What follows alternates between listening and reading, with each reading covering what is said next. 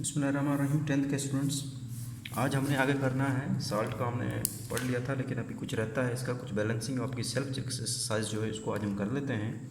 Self assessment exercise है आपकी 10.5 है। इसमें आपको कहा गया है, मैं दिखा भी देता हूँ आप लोगों को। ये क्वेश्चन कर लेते हैं हम। ये जो है नजर नहीं आ रहा, यहाँ पे इससे कर लेते हैं। Hydroxide such as magnesium hydroxide and called milk of magnesia is used as a anti acid. Milk of magnesia जिसका फॉर्मूला है मैग्नीशियम हाइड्रोक्साइड, इसको एंटी एसिड के तौर पे यूज़ किया जाता है। It neutralize excess stomach acid. ये क्या करता है, जो HCl होता है उसको न्यूट्रलाइज करता है, जो एक्सिस अगर आपके स्टोमक में है। तो right complete and balanced chemical equation, इसके लिए आपने कंप्लीट बैलेंस इक्वेशन लिखनी है फॉर दिस न्यूट्रलाइजेशन। इस आपके पास क्या है, मैग्नीशियम हाइड्रोक्साइड ये बेस है और HCl, इन दोनों को आपस में रिएक्ट करवाना है, तो इसका रिएक्शन का नाम होता है न्यूट्रलाइजेशन रिएक्शन। तो यहाँ पे हम कर लेते हैं मैग्नीशियम हाइड्रोक्साइड प्लस HCl। यहाँ पे आपके पास रिएक्शन आ जाता है, जो आपके पास साल्ट बनेगा MgCl2 प्लस वाटर बनेगा। ये आपकी इक्वेशन है। अब आपने इसको बैलेंस करना है। बैलेंस अगर देगा तो बैलेंस है, तो बैलेंस जरूरत ही नहीं है। आपके पास मैग्नीशियम एक है, Cl आपके पास कितने हैं, 2 होने चाहिए, तो इसको 2 कर देंगे। हाइड्रोजन क्या होने चाहिए, 2 होने चाहिए, इसको 2 कर दो। ऑक्सीजन आपके पास सब कुछ बैलेंस हो जाएगा, सिर्फ वाटर को बैलेंस करो।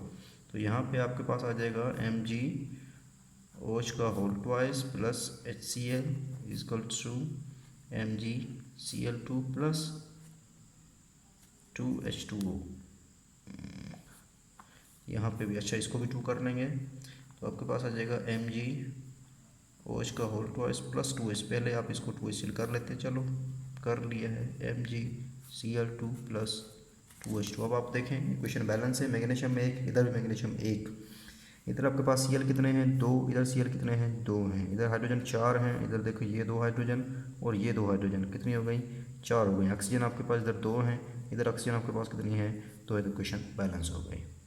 ठीक। दूसरा आपके पास जो आ रहा है यहाँ पे, इसको देख लीजिए। दूसरा ये है कि हाइड्रोक्लोरिक एसिड जो है HCl and potassium hydroxide KOH react, ये क्या करते हैं, रिएक्ट करते हैं एंड प्रोड्यूस पोटाशियम क्लोराइड। ये क्या करते हैं, पोटाशियम क्लोराइड प्रोड्यूस करते हैं। मीन्स के HCl एंड पोटाशियम हाइड्रोक्साइड आपस में रिएक्ट करके पोटाशियम क्लोराइड आता है। Write the complete balance chemical equation for this neutralization reaction. तो आपके पास है क्वेश्चन नंबर, ये आपका 2 आ रहा है, इसमें 1 आपका ये हो गया। तो यहाँ पे HCl है, ये रिएक्ट करते हैं, किसके साथ रिएक्ट करते हैं, पोटाशियम हाइड्रोक्साइड के साथ। तो आपके पास आता है पोटाशियम क्लोराइड प्लस क्या बनता है, वाटर बनता है। तो आपके पास इक्वेशन बैलेंस करने के लिए अब क्या होना चाहिए, इधर 2 हाइड्रोजन होनी चाहिए, 2 ऑक्सीजन होनी चाहिए। 2 हाइड्रोजन इधर भी हो गई आपकी, 2 हो गई। ऑक्सीजन आपके पास इधर 1 है, इधर आपके पास कितनी होनी चाहिए, 2। अगर मैं इसको 2 कर दूँ कि ये बैलेंस है, Cl आपका बैलेंस है, लेकिन इधर भी Cl 2 हो जाएगा। चलो पहले कर लेते हैं, पहले इसको कर लेते हैं। यहाँ पे कितनी ऑक्सीजन हाइड्रोजन है, इधर 2 हाइड्रोजन, इधर भी 2 हाइड्रोजन है। तो इधर पहले इसको HCl प्लस 2KOH कर लीजिए। यहाँ पे आपके पास आ जाएगा ये KCl, 2KCl हो जाएगा प्लस H2O, क्योंकि 2 पोटाशियम 2 पोटाशियम। अब आपके पास क्या हो गया, ऑक्सीजन आपके पास 2 हो गई, तो उस साइड पे भी ऑक्सीजन 2 कर दीजिए। HCl प्लस 2KOH, तो यहाँ पे आ जाएगा 2KCl प्लस 2H2O। तो 2 ऑक्सीजन हो गई, इधर भी 2 ऑक्सीजन हो गई, 2 पोटाशियम 2 पोटाशियम, 4 हाइड्रोजन। यहाँ पे हाइड्रोजन कितने, 2 हैं, तो सिंपल इसको कर दो, 2HCl इधर कर दो। तो यहाँ पे आपके पास हो जाएंगे 2KOH, तो यहाँ पे आ जाएगा 2KCl प्लस आपके पास आ जाएगा 2H2O। तो अब आप देख सकते हैं इक्वेशन आपकी क्या हो गई है, बैलेंस हो गई है। तो यहाँ पे हाइड्रोजन कितनी है, 2 ये 2 ये, तो कितने हाइड्रोजन हो गए यहाँ पे, 4। यहाँ पे क्लोरीन कितने हो गए, 2। ऑक्सीजन कितने हो गए, 2। इधर देखिए, और के आपके पास इधर के पोटाशियम कितने हो गए, 2 हो गए, सॉरी। यहाँ पे अब हाइड्रोजन देखें कितनी है, 4 हाइड्रोजन, तो हाइड्रोजन 4। ये नीचे लिखना नहीं है, मैं सिर्फ आप लोगों को समझा रहा हूँ, आप लोगों ने यहाँ तक लिखना है। ये समझाने के लिए कर रहा हूँ आप लोगों को, ताकि समझ आए। आप लोगों ने कभी की नहीं है इस वजह से। इसी तरह आपके पास यहाँ पे Cl कितने हैं, 2, ठीक है। ऑक्सीजन देखें इधर 2, और के आपके पास कितने हैं, 2। देखें यहाँ पे 4, सारे बराबर हो गए, बैलेंस हो गई इक्वेशन। दूसरा तीसरा आपके पास क्वेश्चन दी गई है, कुछ क्वेश्चन में ही क्वेश्चन दिया गया है, आपको दिखा देता हूँ ताकि आप लोगों को समझ आ गया। यहाँ पे देखें बैलेंस द, ये दिया है आपको balance the following neutralization reaction. पहला आपको है हाइड्रो H2SO4 एंड NaOH, इससे यहाँ पे पास बना है Na2SO4 प्लस H2O बन रहा है, इसको बैलेंस करना है। तो पहला आपने क्या करना है, इसको बैलेंस करने के लिए आपके पास आएगा H2SO4 plus NaOH and then give rise आपके पास आ रहा है NaHCO3 प्लस क्या आ रहा है H2O। बैलेंस कर पहले देखें बैलेंस है कि नहीं है। यहाँ पे सोडियम एक है, सोडियम एक है, यहाँ पे हाइड्रोजन कितने तीन है, यहाँ पे हाइड्रोजन कितनी है एक और तीन हो गई। यहाँ पे सल्फर देखिए एक है, यहाँ पे NaHCO3 सल्फर तो है ही नहीं, H2SO4 NaSO4 सॉरी ये गलत हो गया, NaSO4 ये NaSO4 है, ठीक है, Na2SO4 सॉरी Na2SO4, ठीक है, ये Na2SO4 है। अब आप देखिए इधर, अब Na2SO4 आपके सोडियम जो बैलेंस नहीं है, पहले इसको बैलेंस कर लीजिए, H2SO4 प्लस 2NaOH, तो यहाँ पे आपके पास क्या आ जाएगा Na2SO4 प्लस H2O। अब आपके पास यहाँ पे हो गया जी Na2SO4, आप देखें यहाँ पे सोडियम दो हैं, सोडियम दो हैं, हाइड्रोजन कितनी हो गई इधर चार हो गई। अब इधर हाइड्रोजन चार होनी चाहिए तो बैलेंस कर दीजिए उधर। यहाँ पे सल्फर आपके पास एक है, यहाँ पे सल्फर एक है, तो उधर दो लगा दीजिए H2SO4 प्लस 2NaOH, तो यहाँ पे आ जाएगा Na2SO4 प्लस आपके पास दो हो जाएंगी। तो अब देखें हाइड्रोजन चार हो गई हैं, इधर एक ये दो हाइड्रोजन और दो ये हाइड्रोजन चार हो गई, ठीक है। सल्फर आपके पास एक है, सल्फर एक है, सोडियम आपके पास कितने दो हैं, इधर आपके पास सोडियम दो हैं। इसी तरह यहाँ पे आपके पास ऑक्सीजन कितनी है, चार और दो छः हो गई, यहाँ पे ऑक्सीजन चार और दो ये छः हो गई, तो ये क्वेश्चन क्या हो गई आपकी बैलेंस हो गई। नेक्स्ट मैंने आप लोगों के लिए काफ़ी कुछ लिख के रखा है ताकि जल्दी जल्दी हो जाए। नेक्स्ट आपके पास हमने साल्ट को पढ़ा था, अब साल्ट्स की कुछ टाइप्स आती हैं आपके पास। कौन कौन सी साल्ट्स की टाइप्स हैं आपके पास है, एसिटिक साल्ट है, दूसरा बेसिक साल्ट है और तीसरा आपके पास नॉर्मल साल्ट है। मैं समझा देता हूँ एसिटिक साल्ट क्या होता है। ए साल्ट डेफिनेशन यहाँ पे लिख दी है, a salt containing a replaceable hydrogen atom, ऐसा साल्ट जिसमें क्या हो हाइड्रोजन एटम क्या हो अभी उसमें रिप्लेस हो सके। यहाँ पे देखें ये साल्ट है, अभी आप इस हाइड्रोजन को निकाल सकते हो, रिप्लेस का मतलब इसकी जगह पे कोई और आ सकता है, अभी ये रिप्लेस हो सकती है। तो ऐसा साल्ट जिसमें अभी हाइड्रोजन मौजूद हो और वो क्या हो रिप्लेसेबल हो, या फॉर्म या ऐसा साल्ट बने by partial neutralization of an acid, किसकी एसिड की पार्शियल न्यूट्रलाइजेशन हो। देखें अभी पूरा एसिड जो है यहाँ से अगर दो हाइड्रोजन निकल जाते हैं तो इसका मतलब इसकी कंप्लीट न्यूट्रलाइजेशन हो गई है। अभी देखें एक हाइड्रोजन निकला है, अभी एक हाइड्रोजन रहता है, इट मीन्स कि यहाँ पे इसकी क्या हुई है पार्शियल न्यूट्रलाइजेशन हुई है, अभी हाइड्रोजन रहता है, या जिसके अंदर क्या हो एक रिप्लेसेबल हाइड्रोजन एटम हो तो वो आपके पास कौन सा होगा एसिडिक साल्ट होगा। इसमें आप देख सकते हैं ये आपके पास अभी दो हाइड्रोजन मौजूद हैं, अभी मुकम्मल तौर पर ये नहीं निकला, इसकी भी पार्शियल न्यूट्रलाइजेशन हुई है, तो ये भी क्या है आपके पास एसिडिक साल्ट है। सेम इसी तरह बेसिक साल्ट है, यहाँ पे हाइड्रोजन है तो बेसिक साल्ट में आपके पास क्या होगा OH हो, वो सेम डेफिनेशन है। अब यहाँ पे H जगह पे आप लगा दो OH ग्रुप हो, यहाँ found by the partial neutralization किसकी हो polyhydroxy basic is called basic salt कहते हैं इसको। यहाँ पे इसके एग्जांपल देख लीजिए, एग्जांपल में देखें जेरेन जिंक हाइड्रोक्साइड है HCl के साथ रिएक्ट कर रहा है, तो जेरेन अभी OH अभी मौजूद है, इसका मतलब ये आपके पास कौन सा है बेसिक। अगर ये ना होता मुकम्मल तौर पर कुछ और साल्ट बन जाता, वो आगे में इसकी टाइप्स आ रही है। इस तरह PPOH को ट्वाइस है, यहाँ पे भी आप देख सकते हैं OH अभी भी मौजूद है यहाँ पे मुकम्मल तौर पर, इसका मतलब इसकी पार्शियल न्यूट्रलाइजेशन किसकी हो OH ग्रुप की, जिसमें बेस मौजूद हो। बेस के लिए क्या होता है OH होता है, एसिड के लिए H होता है।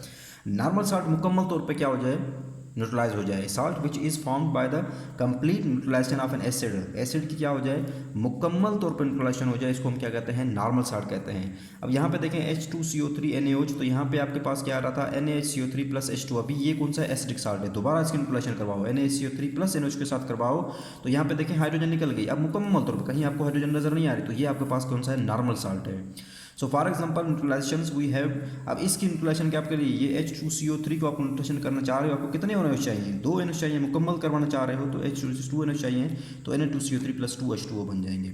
सिमिलरली H3PO4 को 3 NaOH चाहिए तो आपके पास क्या आ जाएंगे 3 NaOH, क्योंकि यहाँ पे H3 है, 3 को हटाने के लिए H3 को हटाने के लिए आपके पास 3 चाहिए NaOH चाहिए, तो यहाँ पे आ जाएगा Na3PO4 प्लस 3 H2, तो इसको हम क्या कहते हैं। देखिए नॉर्मल साल्ट ऐसा है जिसमें आपके पास ना हाइड्रोजन और ना OH ग्रुप हो।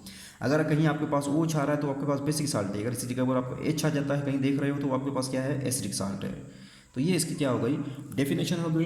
अब आपके पास एक सेल्फ एक्सरसाइज आ रही है, आपको बताया गया है कि इसमें बताएं कि कौन से साल्ट हैं। इसमें मैं यहाँ पे इधर ही कर लेते हैं। इसमें देखें, classify the following salts as a normal or acidic salt. आप बताएं इनमें से कौन सा साल्ट है नॉर्मल साल्ट है। ये देखें, ये वाला एन है, अभी एच मौजूद है, तो ये कौन सा है, एसिटिक साल्ट है। ये आपके पास कहीं पे भी आपको ओ एच एन एच नज़र नहीं आ रहा, इसका मतलब ये नॉर्मल साल्ट है।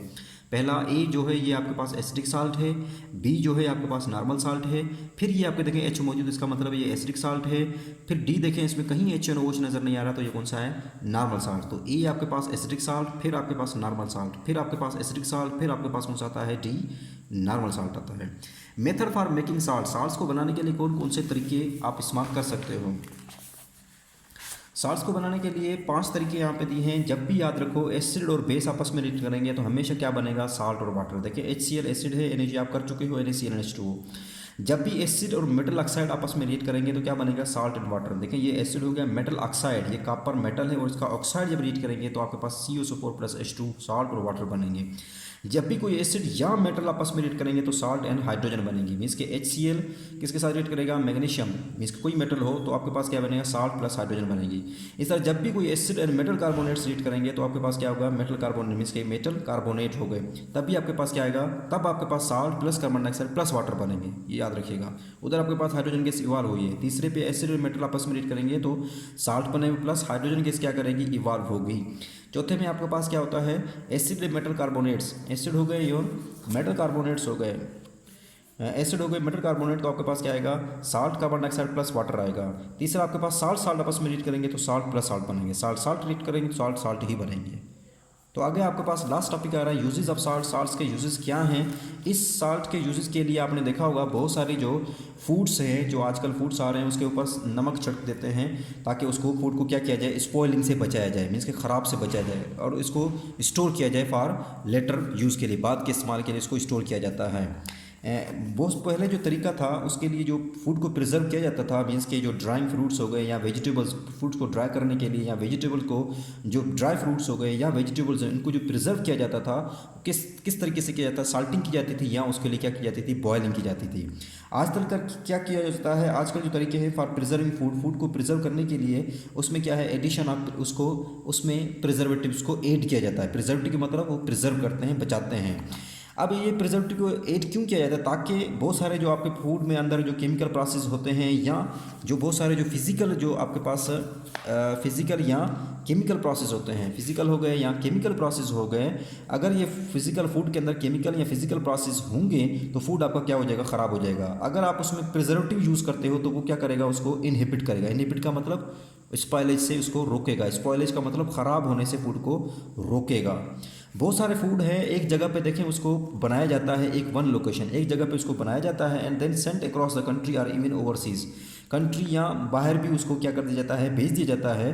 तो उसके ऊपर क्या किया जाता है, फूड को मीन्स के प्रिजर्वेटिव इस्तेमाल करते हैं। अगर वो प्रिजर्वेटिव इस्तेमाल ना करें तो क्या हो जाएगा, जहाँ पे वो फूड बना है मीन्स के दूसरी डेस्टिनेशन जहाँ पे उसको आप पहुँचाना चाह रहे हो उससे पहुँचने से पहले ही वो फूड क्या हो जाएगा, स्पॉयल हो जाएगा, अगर आप उसमें प्रिजर्वेटिव का इस्तेमाल नहीं करोगे। तो many salt such as sulphide and benzoids, बहुत सारे ऐसे साल्ट्स हैं जिसमें आपके पास सल्फाइड्स हो गए या बेंजोइड्स हो गए। सही नज़र नहीं आ रहा, कोशिश करूँगा आपको सही।